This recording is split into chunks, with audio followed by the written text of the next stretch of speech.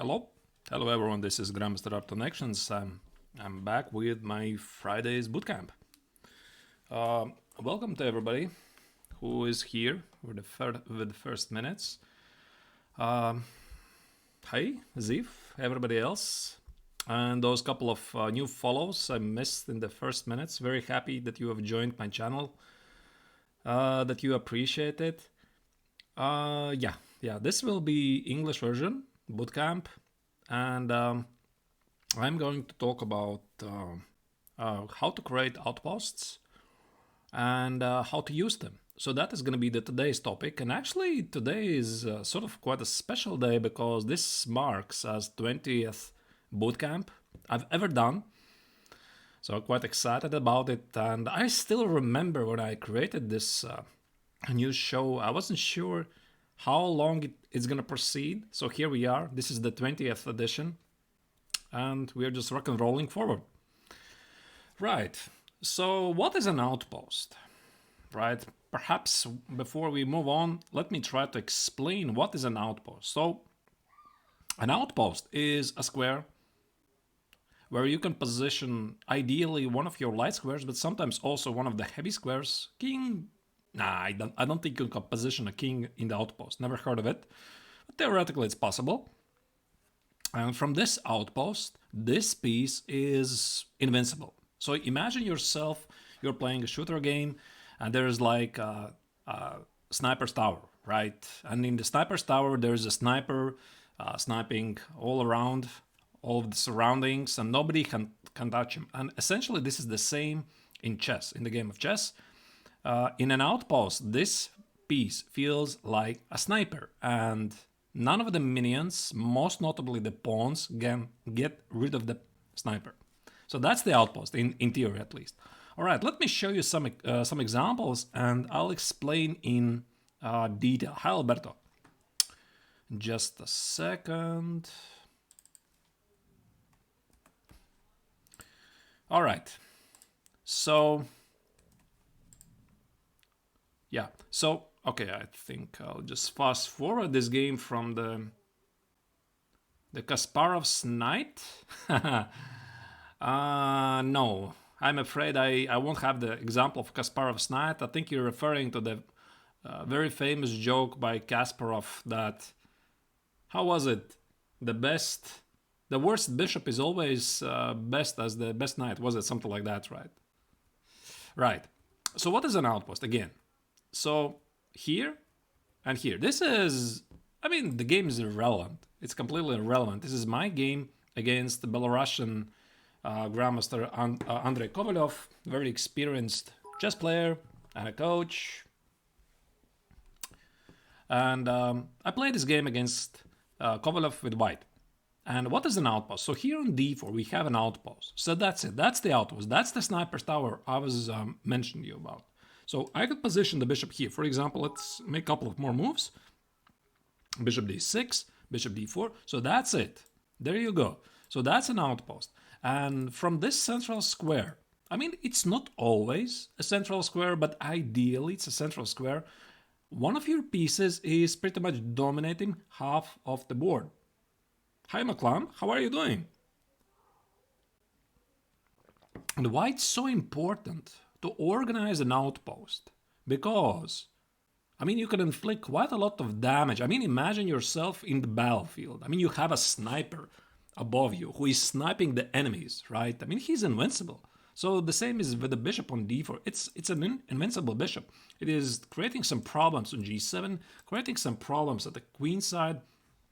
Yeah, also well. And I imagine the defensive side wants to get rid of the sniper, so-called sniper on the outpost. So this is essentially what my opponent did. He tried to get rid of it. So I replaced one sniper with another. So that's now a queen. And after a couple of more moves, yeah, then I proceeded to play bishop takes on d5, which is completely a different topic. I just wanted to start with this simple example and try to explain that in most of the occasions, a successful outpost typically is a knight. Yeah, typically. I mean, I was looking through the examples and I was trying to find some more bishop outposts. Not so much, really. Yeah, I mean, knights tend to dominate because imagine yourself positioning a knight on d4 where the queen is positioned. I mean, that's one monster knight there. And so let me show you some examples from the knight's outpost. The best advice, if wants to improve, study outposts. Read some books, I don't know. I mean, I always get this question. I wish the answer was so simple.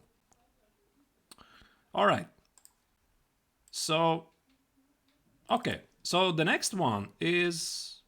Ah, wait a second, Alberto. You're here. Yeah, this is going to be... Yeah, this is going to be the Kasparov's example. I was thinking you're referring to another one. Yeah, this one is in English. So now you can finally understand what I'm talking about. So before we are proceeding with this game, this is quite a famous game between Anatoly Karpov versus Garry Kasparov in their 1990 World Championship match. And it's going to be all about the outposts. Best book, read Kasparov's my great predecessors. I always have a problem to spell that. Right, so when we are looking at this position, first thoughts, what are coming in your head? What is a potential outpost here? Now, can you mention it perhaps? So I'm looking at this position from the black's perspective, and I think an outpost is for black knight c4, right? Because I could, yep, Don Mopsy, exactly, knight c4, because I could position the knight there, and it's impossible to get rid of the knight with the pawns because they are not threatening the c4 square, and potentially the knight from c4 could try to do some damage around here somehow. I don't know how. However, it's not so simple. It's easier said than done. And Karpov was playing with white, Kasparov was playing with black, and this was Kasparov's idea. They reached this position from one of the Grunfeld topical lines. However, after rook c1, black has no time to play knight c4 because of knight e2. This is a deadly pin, and black is simply losing a pawn. So queen b7, d5. Yeah, very powerful move. And now you'll probably notice that it is white who is creating an outpost. And do you see, where is this outpost for white? I mean, for black, obviously, it's on c4. For white, it's on c6. So I'm already thinking about some ideas as knight e4. Yep. Knight e4, knight c6, and bishop takes on d4. I think that would be very, very dangerous approach, because queen takes on d4, this king is still vulnerable. So something like bishop h6, c5, you could try to cause quite a lot of unpleasantries for black. So the game proceeded, knight c4, seemingly everything is logical. Yeah, rook c8 is just bad, because you just take, and this pawn is taken. That's it. So knight c4 was a very logical approach. Knight e2, of course, Karpov is not going to tolerate the knight on c4, which is a lovely outpost, but temporarily. Knight takes on d2, and here's yet another important move. Bishop takes on d2. Why bishop takes on d2? Again, quite important to understand the concept of the outposts, and if you play queen takes on d2, which probably would be the most obvious move of pretty much every single player, except Karpov.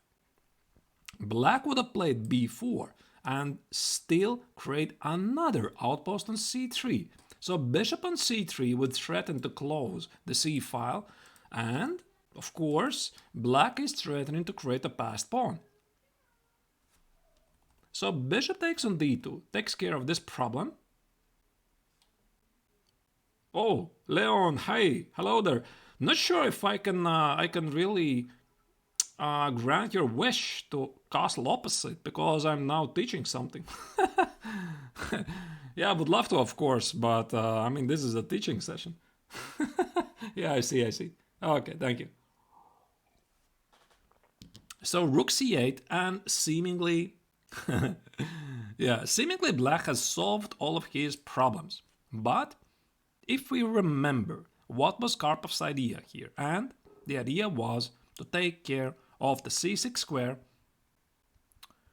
No, not really. I mean, if you're gonna trade a couple of times on c3, right, exchange the bishop, exchange the rook, I think black is just fine. He's gonna play b4, a5, a4, b3. That's a outside passed pawn.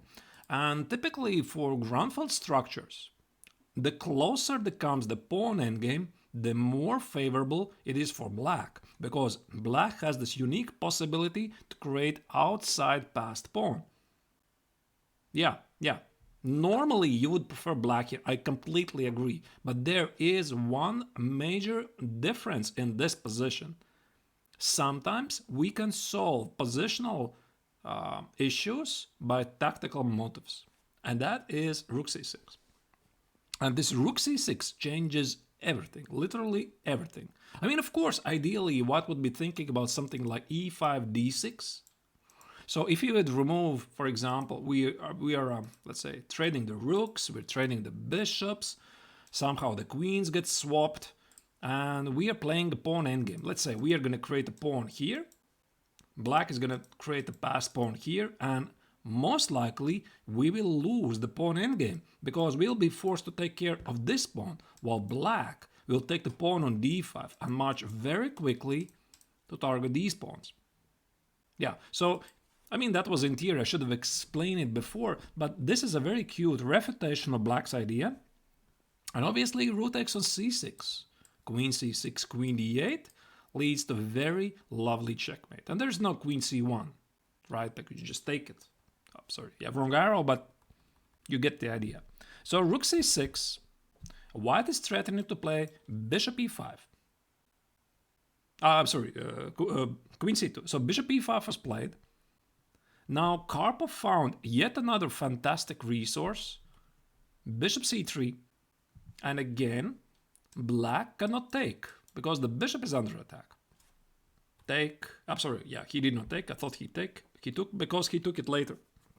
So bishop b8, queen d4, f6. Now it might seem finally white is gonna take on c8 and black can try to somehow put up a strong blockade and really hope for these pawns to create a passed pawn, outside passed pawn. However, what Karpov did, bishop a5. Yet another trick, black is in no time to take, because takes, queen d8, queen b8 is simply an extra piece. So the longer the game was proceeding, the less chances were for Kasparov to actually take on c6, and he would love to take and try to block it somewhere on c7, but Karpov is never gonna allow it. So in the end, Kasparov decided just to run away with the rook, and Karpov stayed true to his already worldwide famous knowledge of making prophylactic moves, a3, g3, improving the position slowly and gradually until there was a correct moment to strike, and finally white penetrated through. And that's it. The d pawn decides the game. So queen c6, bishop e3, bishop b6, this pawn is going to promote.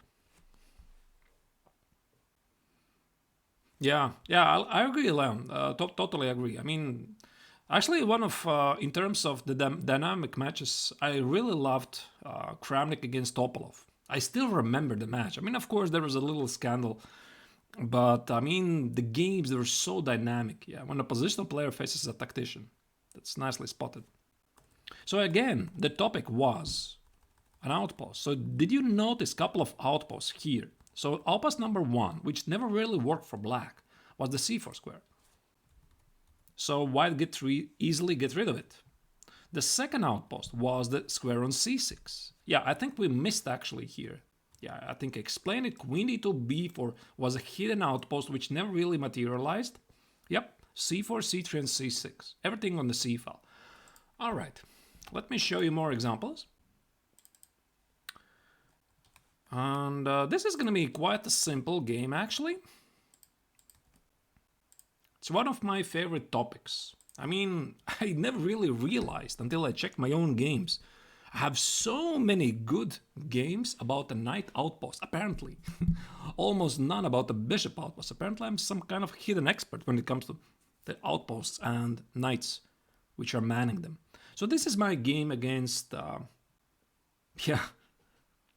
yeah, everybody loves a good knight outpost, sure. So this is my game against Johann Sebastian Christiansen. Now he is a very strong grandmaster, Hytronic. And we played this game back in 2016 in a tournament in Norway. I mean, back then he was international master. So obviously he has improved quite a lot. And I played with black, not going to talk about too much about this opening. I took on c4, just because I could, trade queens. I thought this is going to be easy game for me. And here my opponent misplayed. He played e4. I think I can only describe this as some kind of, not naivety, but some kind of over-optimism of a young opponent. So he was mostly relying on possibility that if I'm going to take knight e4, bishop e4, there's a lovely rook d7, king d7, knight e5 check, lovely tactics. Sure. But the point is, after bishop takes on f3, there is not rook b7, because rook b7 means a crazy refutation long castle, which is a classic. Rook d1 check, bishop e2 is a big threat. So white is losing an exchange. But after rook c7, black is probably slightly worse. Something like takes, and maybe not really so worse, but this rook is quite annoying. So anyway, I mean, it's a different topic. And let's say if black would play something like bishop h7, then probably something like e5, knight e4, and although I think this is a great position for black, nothing to complain about. So I just don't understand the move e4. However, after my opponent played e4, I think we already can ask ourselves, can we see a potential outpost that we could create? So this already is the first example when we are specifically thinking about creation of an outpost. So there is no outpost yet. Does anybody have an idea?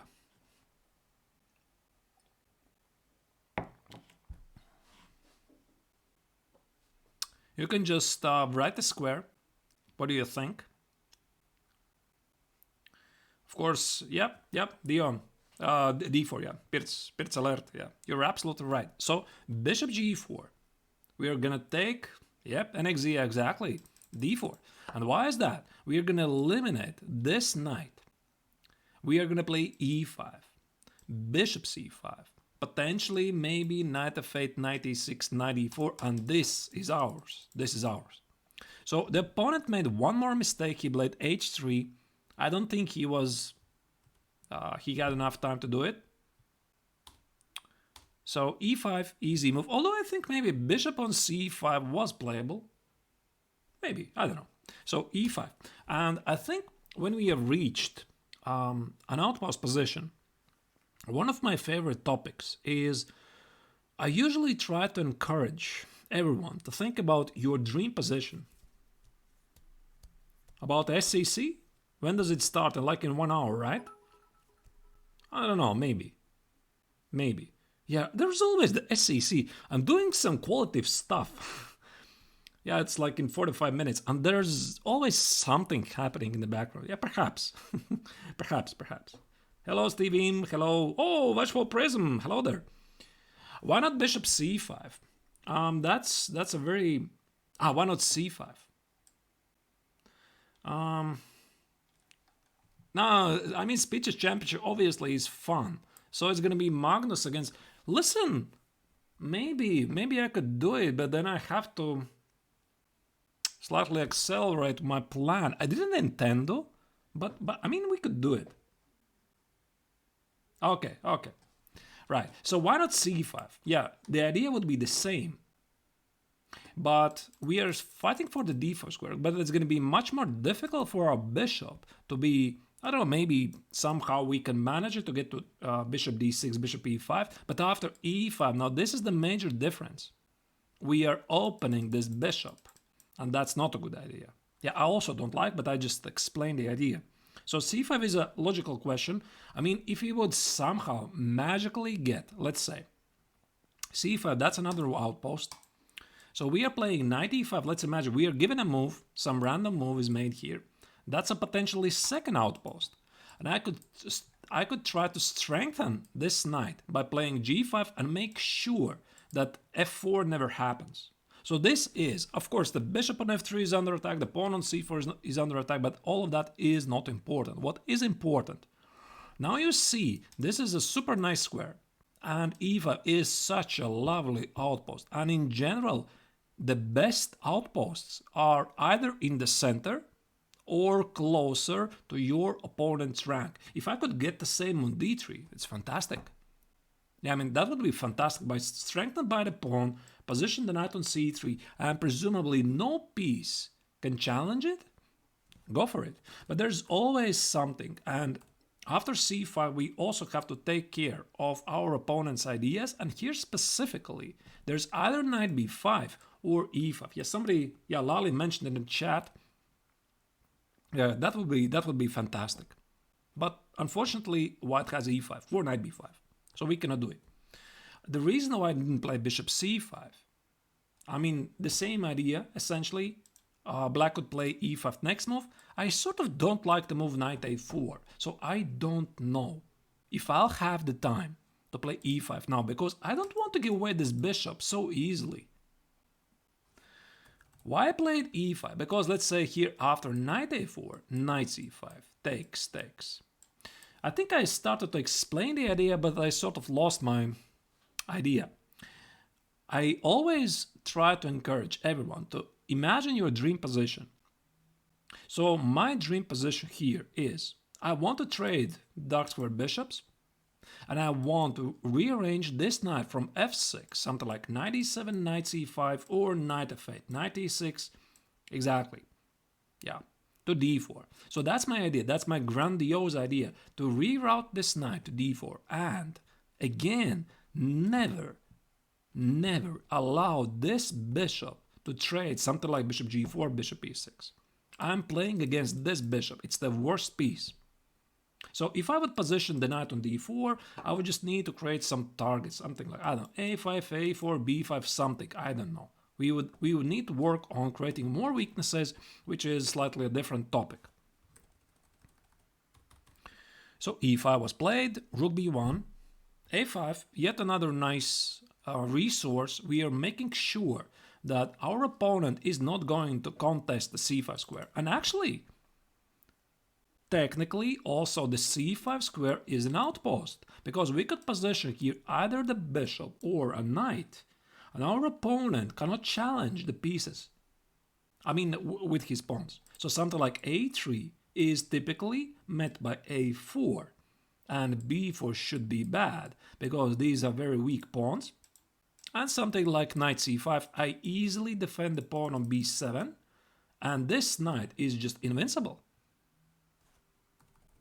Of course, my opponent was much more experienced than that to allow such a basic mistake, so he played knight a4, trying to challenge one of my outposts on c5.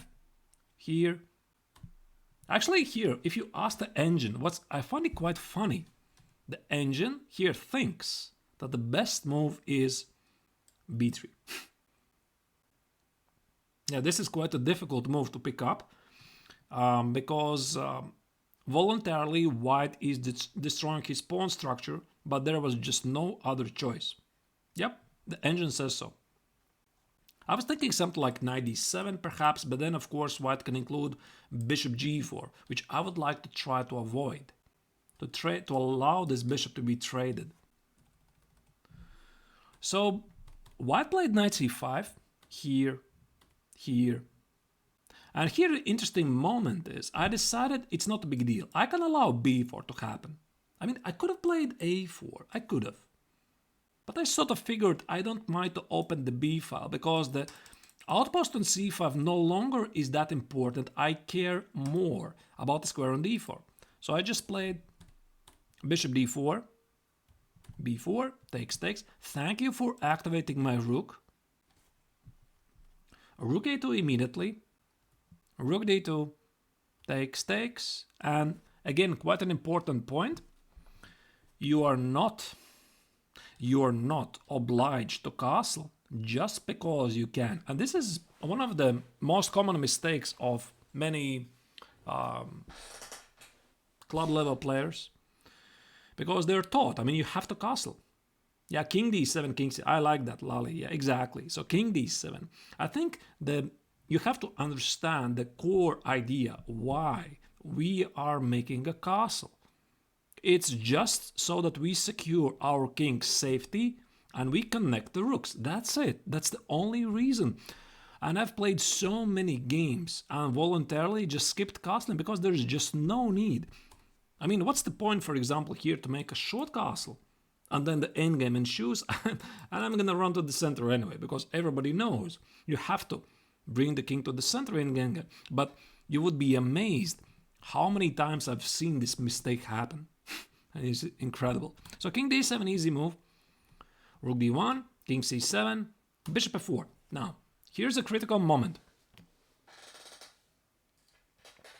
It's not a blunder, because white is threatening to trade pieces. Actually, not only threatening to trade pieces, but threatening to take on d4. So here, a very bad approach would be to play rook d8. I mean, it's seemingly normal idea. We are defending against rook d4, but we are not. We are not defending because this is a common tactical motive. So all of your best positional ideas can be thrown out of the window if in an actual game you cannot see a tactical idea. So tactics always go together with strategic and positional game, always. I mean, very often you can solve some positional problems by a tactical motive. So bishop f4, and here we change our strategy. Now, we had a very nice outpost on d4. It's nice. I could play, of course, king c8. Sure. King c8 and something like, I don't know, maybe bishop c1, rook d8, c5. White would dream about somehow activating his bishop. However, here I think we have an amazing idea to reach a dream position. It's going to be slightly different than we envisioned, but I think an advanced player always is adaptive to what's happening on the board. So I had this idea, of course, to take care of the d4 square, build it as an outpost. Here we can have another outpost. Take. Now, oh, sorry, rushed forward. I wanted to ask you, can you find an outpost? I think I already pointed it out. So knight e7, here you go. That's another outpost on e5. And this is our dream position by positioning the knight on e5 against a bad bishop. We never want allow the trade, unless of course there's something real. Here, another importance is playing b6 because knight e5, c5, the rook is defending everything. And while I remember this, from my practical games, I've noticed quite a few times that outposts, they're fine, they're good. But from a practical point of view, they are just not enough. Yeah, they're not enough. I mean, I've made this mistake so many times. Let's say I'm creating an outpost. I'm positioning this beautiful knight on e5. I'm like thinking, okay, now it's going to be a victory. Now I'm waiting and folding my arms and waiting for some miracles to happen. But they're not happening. It's just an outpost. Yeah, I mean, not often. I think, Donk Mopsy, that an outpost is a tool which allows you to create something. It's not a solution, it's just a tool. So here the knight on e5 is helping us to create more weaknesses, more problems, but it is not a solution. It is not the road to the victory. So here it is important to be accurate until the end, and already here we are thinking about next weaknesses. So we play b6, very accurate. King e3, rook a8, activate the rook. Again, why the activation of the rook is now and not before? Because if you play rook a8 first, after c5, like I mentioned, these pawns are protected. Something like bishop e2, king e3. I mean, I'm better, but not so easy to find new targets because white is going to play h4, king e3, bishop e2. Everything is protected. Maybe this is not even possible to win. So the reason why we are playing b6, we want to get to this pawn. So that's already an idea. Rook a8, rook a4. How do you defend against this? And after knight e5, c5, we can take b takes, and this is going to be a weakness. We can always target it. Another fair point which I wanted to mention, for example here, I've been asked this question before. Why don't, for example, you trade the rooks here? For the same reason. It's not enough. I mean, I have the knight on e5. I'm going to trade the rooks. For example, something like bishop e2, rook d8, takes. Maybe even something super passive here, and even c5. Yeah, this looks amazing. Yeah, that's a great position. But my experience tells that this position might just not be enough to win because we're missing pieces. And one of my favorite strategies when it comes to the endgames, I almost always try to leave one rook on the board. Thank you for the hydrate. And I think it's also quite important to understand. I've made this mistake so many times when I was playing at the club level, when I was a youngster, is that when you have an open file, for example, like the D file or the A file, or maybe in some occasions the H file, whatever, it doesn't mean that all of the pieces have to be threaded through this file. I mean, you'll understand this when you think about this, when you come closer. So for example, we would have the A file closed, let's say pawn on A7, pawn on A2. It doesn't mean that, okay, I mean, I have a rook here, okay, let me just trade it. Knight e5, rook d8, okay, let's just trade it just because there is an open file. Absolutely not. Most importantly, we are seeking for ways to activate our pieces. So if I already realized from my own experience that with just the outpost on e5 is not going to be enough, we are like Artur Nimzowitsch already postulated more than 100 years ago, we need two weaknesses. And I already had a bootcamp about that, about two weaknesses, the two weakness rule, which was formulated by the chess legend from Denmark, Artur Nimzowitsch, that if you have one weakness in your opponent's camp, very often it's not enough. You need another one. So we are seeking more weaknesses, more targets. I have not forgotten about the square on e5.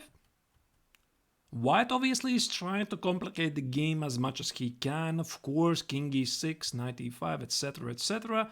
But at some moment, his position just completely fell apart.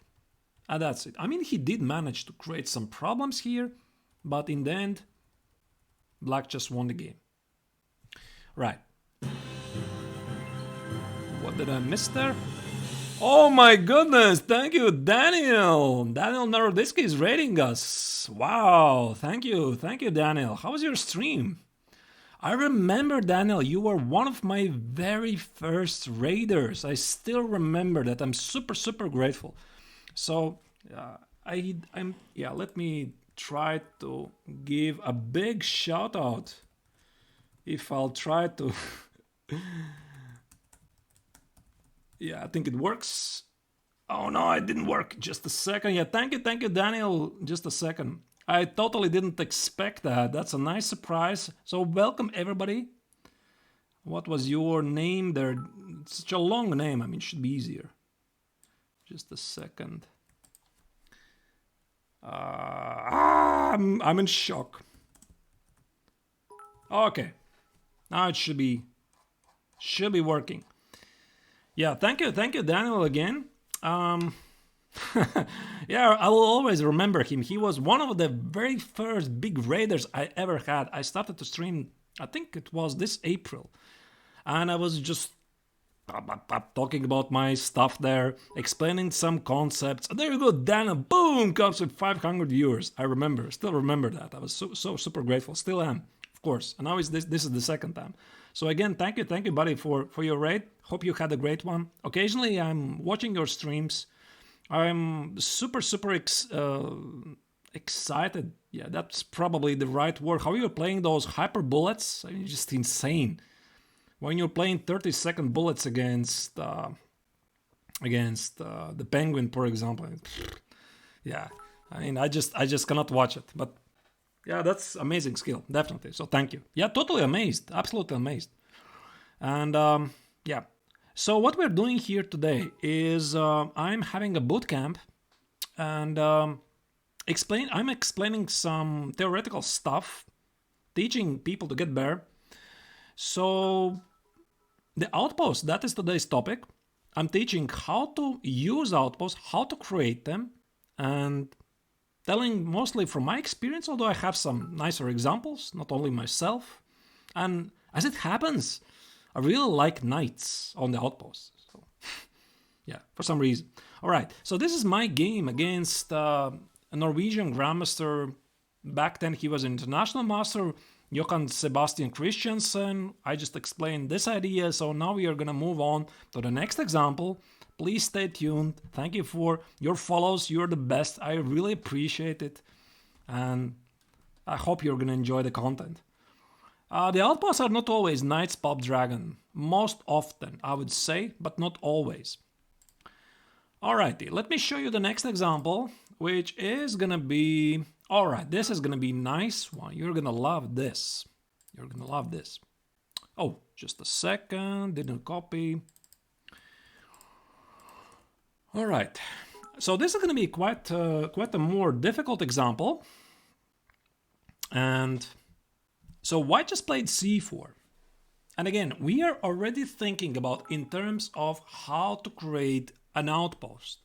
So c4 is a normal looking move. White just wants to get rid of the knight on d5.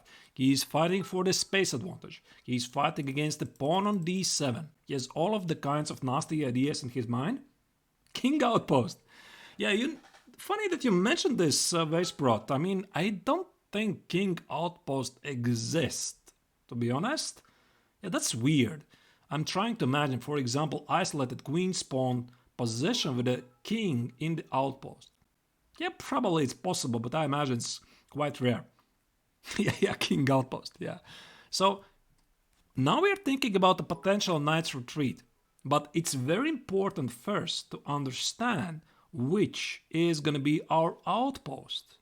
So do you see now, for example, so here white just played c4.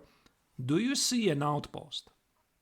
Because it is super vital to start with this question. Whoa, thank you guys for the follows. I mean, so many follows. Really appreciate it. What did Daniel tell about me? He probably told something about me. I know him.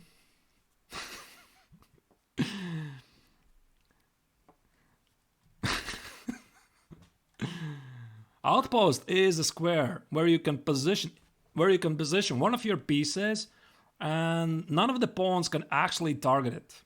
Thank you for the sub, Aqualangula. So imagine a sniper's tower. We are playing a shooter game. Everybody has played the shooter game, right? And there's a sniper in the tower. So that's it. That's an outpost. There's a sniper sniping everybody. So in chess, an outpost is exactly the same. We are positioning a sniper. And... it's shooting everybody. Right. Okay, so if you have already thought about the position, I think we would have noticed that the outpost is on d4. Again, this is going to be our sniper tower. So knight b4 is, of course, very tempting. Latvia is correct, yeah. I'm from Latvia. Knight b6 is a terrible move, because where's your knight going to go? Nowhere. Knight c7 is even worse. So we are playing knight e7. The knight is aiming to d4, so this is our outpost. Imagine yourself how it would feel. We could position a light piece on d4, something like bishop d4, c5, maybe knight c6 or knight f5, knight e4. And one of not only my favorite strategies, but most famously Magnus Carlsen. If you've followed Magnus Carlsen's best games, at least, okay, maybe not the recent games because he has started to play completely different, but let's say Magnus Carlsen 10 years ago. One of his favorite strategies was to choose the weakest piece in opponent's arsenal and press against it. So if Magnus was playing here with black, I think he would have thought this bishop on e2 is doing nothing. So I'm never gonna trade it. So the outpost is on d4. We have spotted the weakest piece in our opponent's arsenal. So after b3, queen c7, here, knight g6. Yeah, this is funny actually. Knight g6 is idea to force white to play queen e4. Queen e4. Okay, this move is not so relevant, but what we are getting here. Now you'll finally see... Oh! What did I miss there? Ah, okay. So after c5, bishop c3, bishop e5, now I think it's going to be much, much easier for you to understand. Rook c1 takes and takes. And now you see our idea, our plan is coming to the fruition. Because once we'll manage to position this knight from g6 to d4, there is no piece that could potentially challenge it. I mean, okay, maybe white can try to give away the exchange on d4, but that's really a concession, right? So knight e7, the idea is to play either knight f5. Yep, Justin Davis, exactly the good knight against a useless bishop. I like how you mentioned that. So bishop d3, let's not miss the mate. And in the end, it leads, fast forwarding the game, bam, bam, bam, bam, bam, to this position. So we are creating a extra pawn at the king side, but again, yeah, glad you like it. Yeah, don't miss the mate. So again, I think I mentioned in the previous example, normally when I'm going for, the rook is gone, it's traded already, a long time ago. Did you miss it? I think I mentioned earlier in the previous example that I would try to reach this dream position with one more heavy piece. Okay, so with one more heavy piece on the board, let's say I would love actually to get this position with rooks on the board.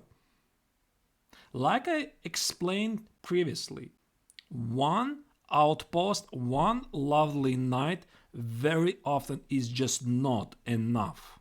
And I've made this mistake many times before. Why not put on d4? Yeah, I could not put it on d4, Pop Dragon. I couldn't do it because my opponent was doing everything in his power to stop it. So here, knight c6 is impossible because of queen c5. Knight f5, like I explained, I don't want this trade. I don't want this allowed to happen. So I was trying to make it work. The bishop on e4, unfortunately, is stopping the knight's rerouting to d4. Again, we don't want to trade.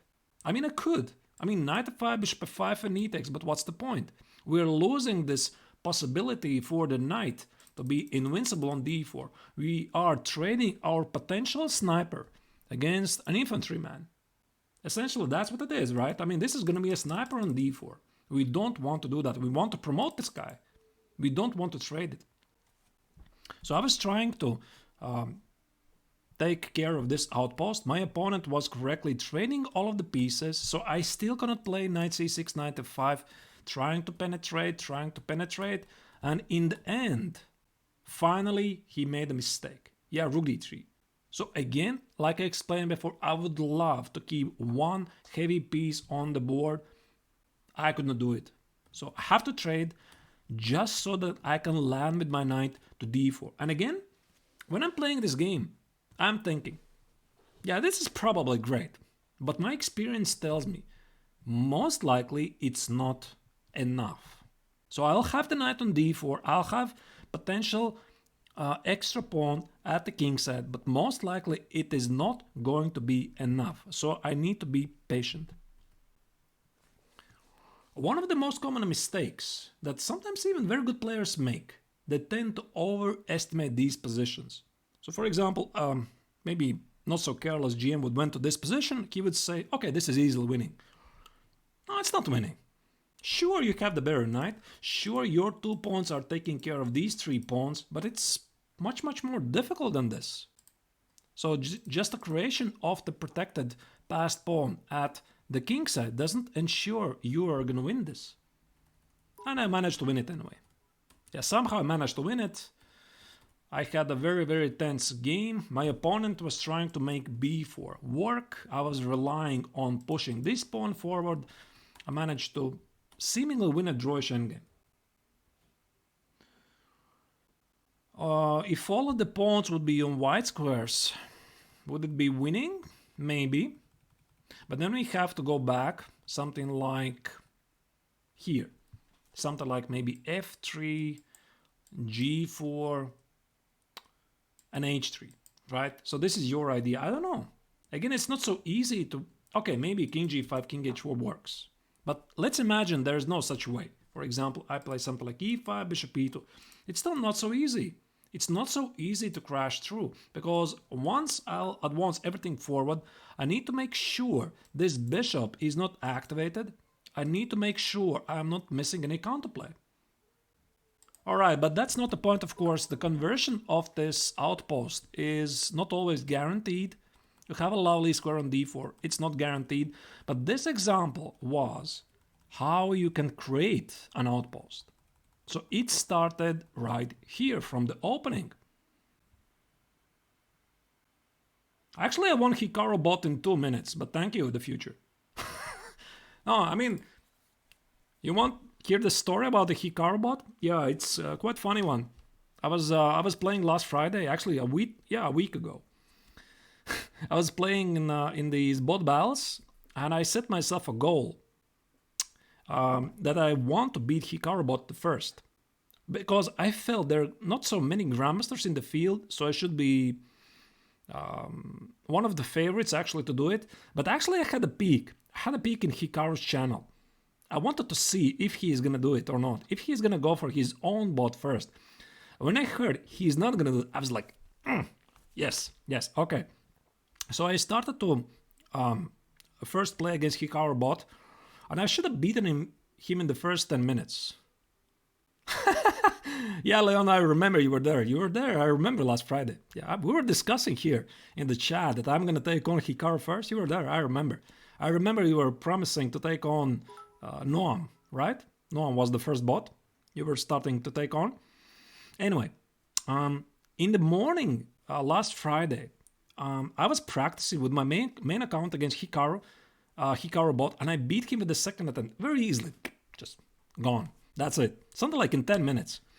Now, it made me slightly cautious because I wasn't sure if this luck is going to repeat. So we start these bot battles. Now I have to play obviously from a second account because it's not allowed to play from the main account. And I'm playing against Hikaru bot. I almost crushed him in the second game. I was just going forward, everything, and he just escaped. I was so mad. I should have taken him down in something like 10 minutes. And then I played a couple of bad games. I resigned quickly if I got bad after opening. And I beat him in the final game in slightly over 2 minutes. Yeah, it was a weird game. Checkmate on the board in 21 moves. I think it should be just a second. You can still watch it. Should be... You can check in my YouTube channel. I think one of the most recent clips is how I beat Hikaru bot in 2 minutes. So that was something like 6th or 7th game, I don't remember. I just resigned. I see the opening's not working. I'm not going to fight for the draw. I just resigned. Because this was a speed test, speed event. So I have to do it as quickly as possible. So I did beat him in, overall 20 minutes, but the actual game was 2 minutes. I figured that playing against Hikaru bot, it was important to go for tactics. quite opposing to what people think, because essentially all of those bots, they're very low level engines. I mean, they're making the moves quickly. This means they cannot really evaluate various tactical lines deeply. So they just make mistakes in tactics all the time. So I just went for a direct attack. He sees, okay, there's a piece, I take it. But there's a mate in something like 5 or 6 moves. He doesn't see that because the depth is not good enough. That's it. Checkmate in 21, you can check it.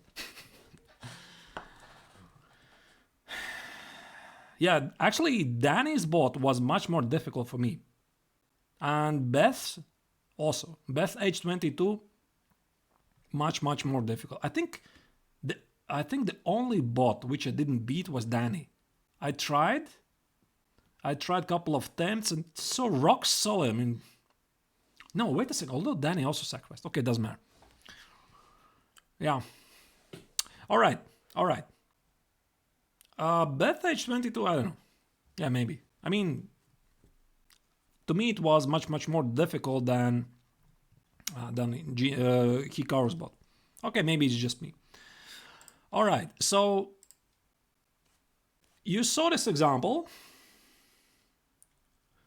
Oh, you just play positional, it gives you a piece every single time. Well, I tried the strategy against Beth. No, actually, now that you mention it, I did beat her in a positional game. Yeah, I was having these morning streams, and I beat Beth in the Queen's Gambit with white in a positional grind. I took the pawn, I just converted it. Yeah, amazing actually, because Hikaru I just beat in a tactical game. I think it was eligible Leon for everybody if you registered before. I haven't played Hikaru in real life. Never. I played against him quite a lot of times here on chess.com. The result is appalling. Please don't ask the score. It's appalling. I even got adopted once. Okay, I mean, who didn't? I recently was watching how Hikaru almost adopted Fedoseev, right? So when I was watching that, I thought, okay, it's okay. Yeah, but I didn't compete the entire event. I exit the competition after something like 1.5 hours. So I just beat Hikaru, tried a couple of Beth mods. That's it. I was done. That's it. I had no time. Yeah, he is super beast. What can I tell you? All right. So next game is going to be against... Yeah. So next game was played against one of the leading grandmasters in Latvia, Dana Reizniece Ozola. I was playing with black. And again, we are going to follow the concept of an outpost. There's no shame. No, I was ashamed at the time, I mean. But okay. So here, white just played e4. Yeah, you think adoption is an honor? You know, I don't know. I never really took a part in his adoptive family. So supposedly you have to take care of the adoptees, right? He just adopted and never cared. Whatever. Right. So here white just played e4. So what do you do? What do you do here? So the idea is, yep, d4 square looks nice again. Exactly. No. Bishop takes on c3. We don't want to do that. We don't want to do that. Adoption is not a disgrace. Adoption is just for fun. I mean, I don't know actually who invented it. Maybe it was Danny, maybe somebody else. I've seen his adoption matches. So, especially when you're playing against such a strong player. Maybe Chessbar. Yeah, maybe. I don't know. Maybe. They invented quite a lot of things, didn't they? Right. So here again, the d4 square is looking quite nicely. So what do we do? We want to take care of the d4 square, but we are eliminating the defenders first. So here's the knight on f3. So what do we do against this guy? Easy. We just play bishop g4.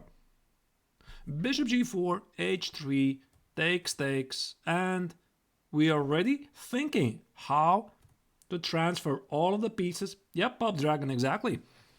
Trade on f3, knight b7. And again, it's quite important that you focus on this idea. Don't trade pieces blindly. And already we are imagining our dream position. So what is our dream position? I want probably, not sure yet, trade the bishops somehow, trade pair of knights somehow, and position the knight on f6, something like knight e7, knight c5, or the same route to d4. Yep, again the same idea, exactly the same idea. Yep, blah blah, you're right.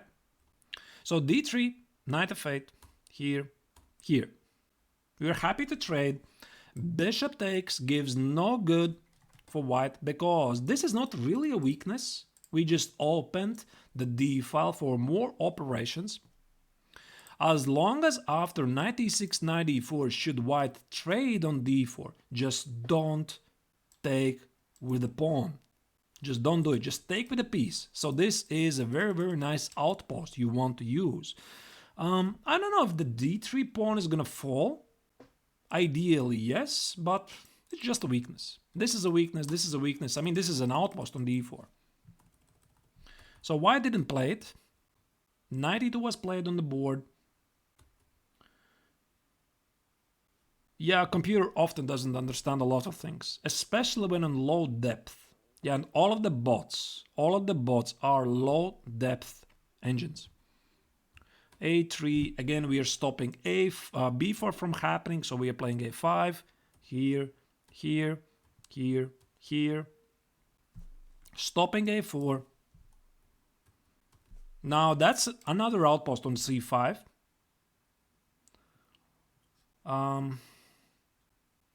No, I don't need the knight to be gone first because I cannot press him to go away. I will trade. I'll trade this bishop. I'll trade the knight. I'll try to keep under control the squares on d4 and c5 and reroute this guy. Well, thank God, Lali, the computer doesn't have the human brain. Thank God. What can I tell you? So after bishop b4, couple of more trades. I mean, of course, this wasn't necessary. Bishop takes on b4, allowing his pawn structure to get better, but I just simplified the position to get to the square on d4. After b5, yet another mistake. I think white had to try something like bishop g4 to stop the idea. He had to recognize. So after bishop g4, there's no way I would take on g4. Maybe just play something like g6, h5, knight e7, knight f8, knight e6, and get the knight to d4. Yeah. No, I mean, you mean the bishop on d4 also would be nice. I mean, knight obviously is stronger, but the bishop also would be great. And now this is a complete domination. We have two outposts here. Queen on d4 and the knight on c5. Again, what is an outpost? It's a square where you can position one of your pieces which cannot be targeted by pawns. And most importantly, yes, I know Karpov would be proud. I'm also proud of myself. And not even by the pieces. I mean, you can never use this bishop to get to these pieces. Rooks, never. Queen, yeah, maybe trade with the queen. Very, very nice position. And can you now imagine a king in the outpost? So this is why I said, I mean, it's weird. Yeah, somebody mentioned it before that king potentially could be in an outpost. I've never seen it before. Hi, Toro Laser. All right, so my opponent just blundered in one move and that's it, the game is over. It's not important really, just wanted to show you those examples of an outpost. All right, this is going to be the same, this is going to be the same. Let me show something. Arkady Naiditch, yeah, he is born in Riga, he left Riga at age 12. Last time we were playing with Arkady together in the World Youth Championship. Oh dear, that was so long ago, 1997. He was last time playing for Latvia. World Championship in Cannes, France. He was playing age 10. I was playing age 14. No, wait a sec. He was playing age 12. Age 12, I was playing age 14. Right. So the next year he was starting to represent Germany. So this is a game between, I don't remember who was white, Bertholee. I don't know who is that. Probably international master, but with black is Judith Polgar. So Judith Polgar, the legendary female grandmaster, the strongest female player of all times. And she's playing with black. Now, black just played f3 and g4. And now the question is going to be this. Do you see how we could create an outpost?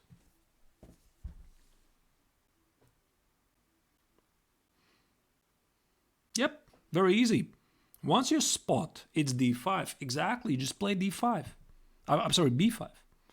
C takes, bishop here, knight e5.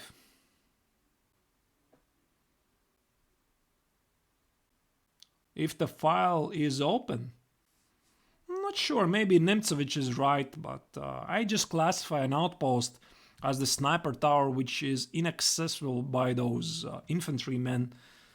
Usually they're the pawns. Yeah, he transferred a long time ago, 97, 98. I think his entire family moved to Germany, so I still remember he was playing as a young kid in Riga, but I mean that was a long time ago. All right, so here White did everything correct, tried to activate the pieces, and yeah, here was a strange mistake. Should have been an easy draw. This is an easy draw, rook a5, rook b7, f4. That's it. This pawn is never gonna materialize, never.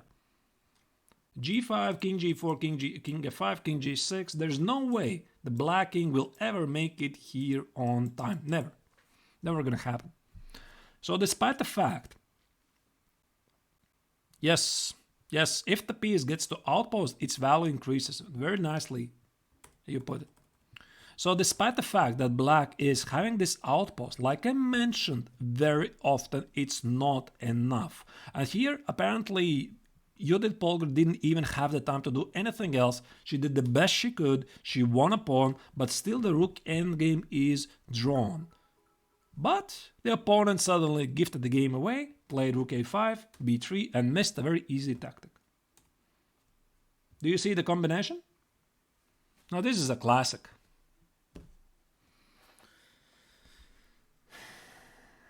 Yep, rook b4. Yep, rook b4, that's it. Takes, that's it, resignation. Because the rook cannot defend against promotion of the pawn, and rook a1 is impossible. So, but again, I mean, if normally this game would have been played at the highest level, probably the stronger side wouldn't be able to win the game. So here, for example, I could show you, you've seen this in the Reizniece manual. All right, I could show you that game between Vladimir Kramnik against Boris Gelfand.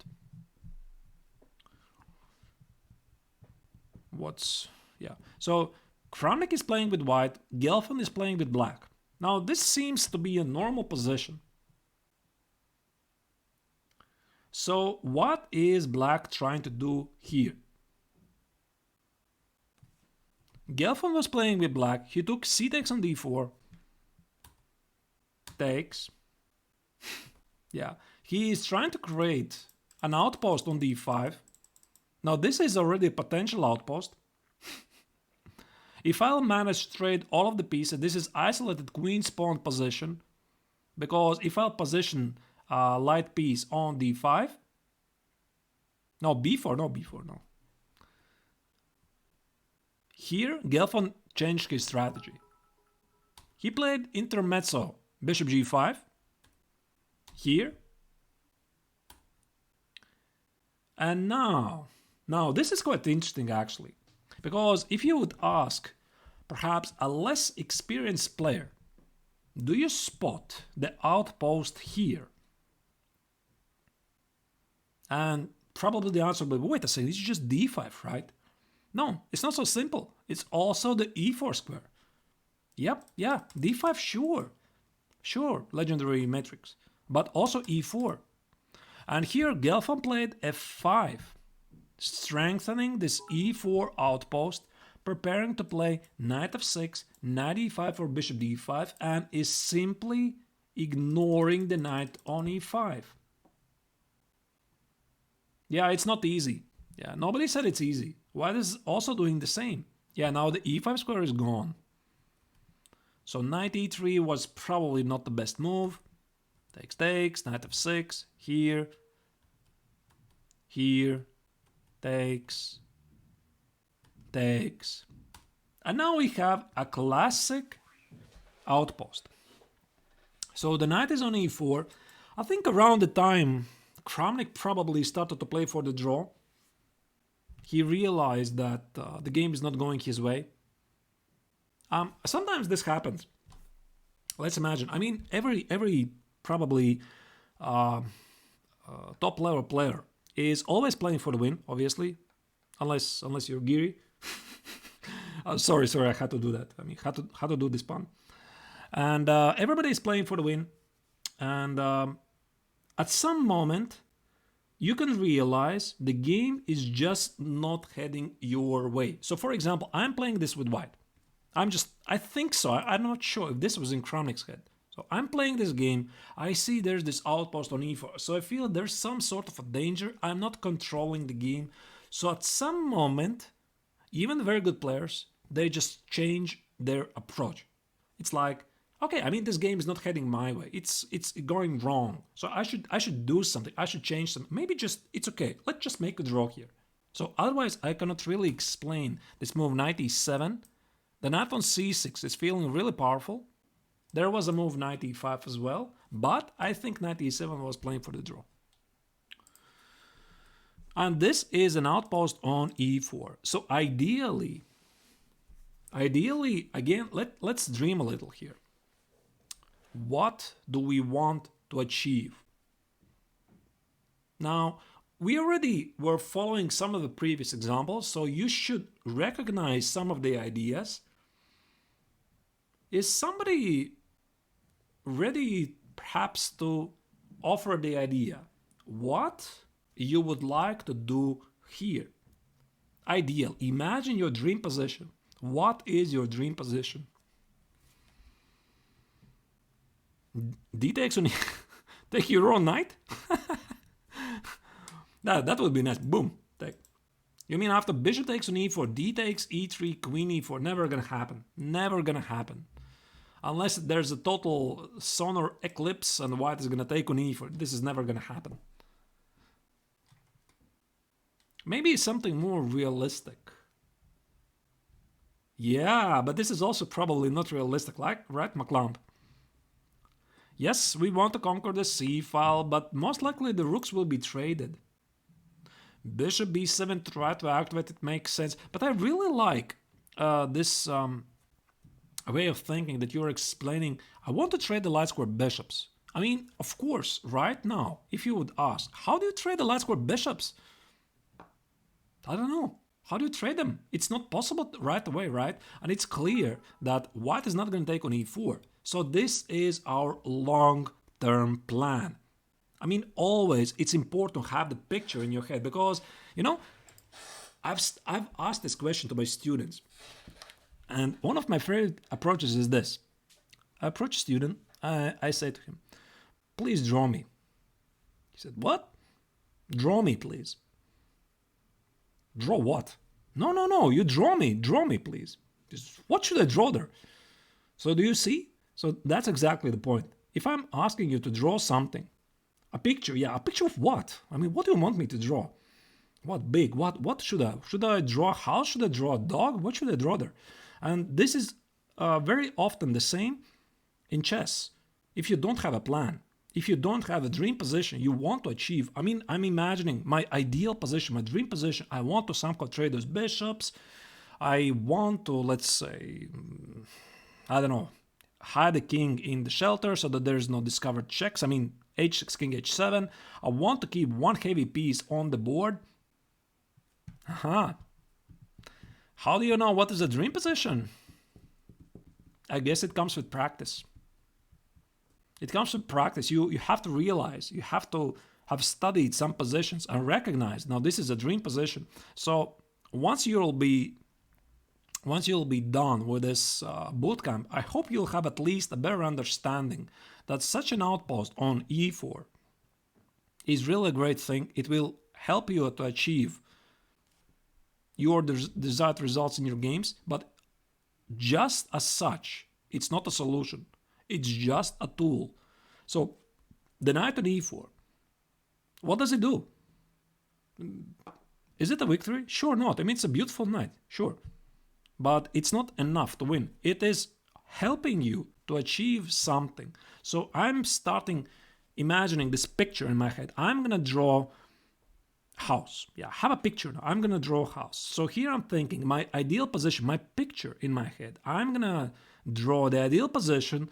I'm leaving the knight on e4 against the bad bishop on e1. I'm going to somehow trade the light square bishops. I'm going to get rid of all queenside pawns so that they don't become a target. I'll leave one pair of rooks on the board so that I can create some practical chances. So that is my dream position. Of course, it comes with experience. But I think it's important that you try to formulate what do you want to achieve. Otherwise, it's going to be completely random. Let's say white is going to play at some moment bishop f2, and you're going to think, okay, I mean, I can trade. It's an equal trade. It's not an equal trade because you're drawing something else.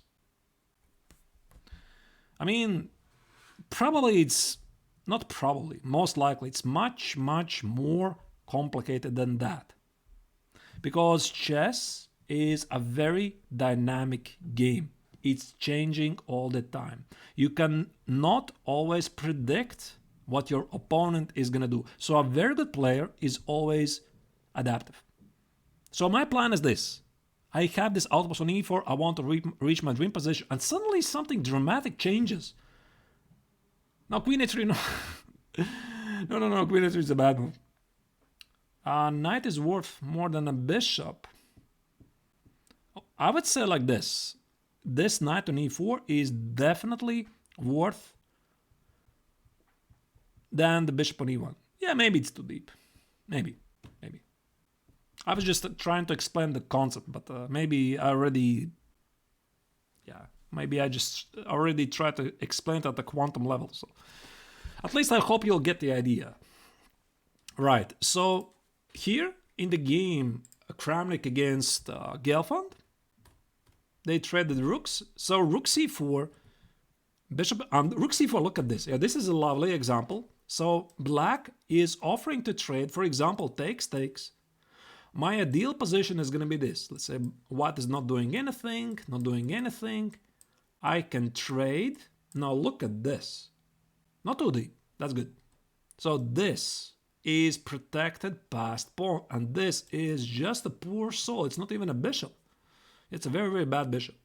So combined with the passed pawn, with the powerful knight in the outpost, yeah, this is a lovely position. This was Kramnik's idea. I'm sorry, Gelfand's idea. Gelfand was black. Kramnik was white. So Gelfand played rook c4.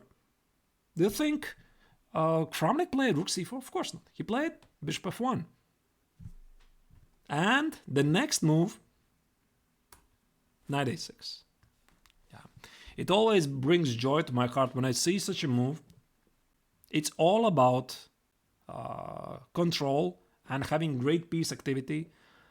This really reminds the famous exchange sacrifice in the Petrosian and Spassky match, where Petrosian sacrificed an exchange in exactly the same manner. Of course, Kramnik did not take it. He was just sitting there. What's with rook e6? There's no rook. What with rook e6? There's no rook e6. Yeah, I remember. Okay. But the point is, okay, here's another outpost, but the point is, Kramnik is much more experienced than this. He knows he's not going to open the position. He definitely knows it's not enough The knight wasn't hanging. Sorry. Queen d6 is going to be rook c1. It's not hanging. It's not hanging. There's a lot of pieces hanging there. So it never was hanging, and bishop c4, d takes opens various checkmate ideas here. You don't want to find them out, what they are, especially when you're playing with white. And essentially this is what happened. Yeah, so Gelfand was controlling this lovely outpost on c4, lovely outpost on e4, but he needs more targets. And Kramnik was not giving him any. He was just sitting there, sitting and doing nothing, waiting and waiting. And that's it. Giving no targets. So again, what we have learned from this is that it's not